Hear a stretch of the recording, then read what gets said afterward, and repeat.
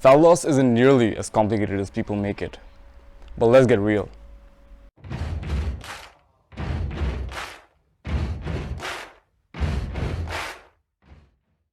Hey there, I'm Farhan and I will be taking you through my routine that I've been following for the last month, and it has worked like wonder for me. So let's get started.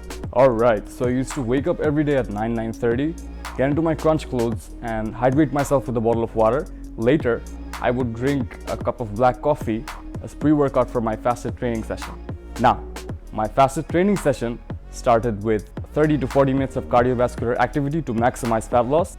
Now, of course, you have the liberty to switch between your forms of cardio to keep it interesting or alternate between them. For example, you can take up running or cycling, or my favorite, which is jump roping.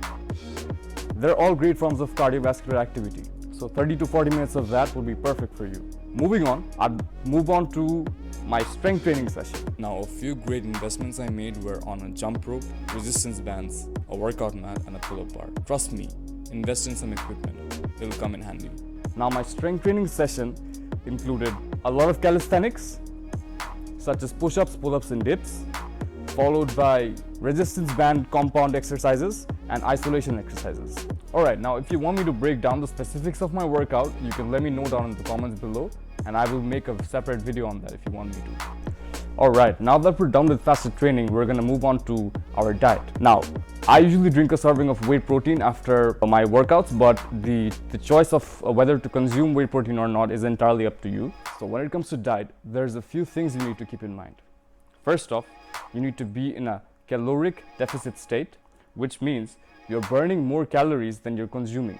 Now, hold up. This does not mean that you're gonna sit on your ass all day and do nothing and eat nothing expecting to lose weight. Yeah, that does work, but that is not the way it's done.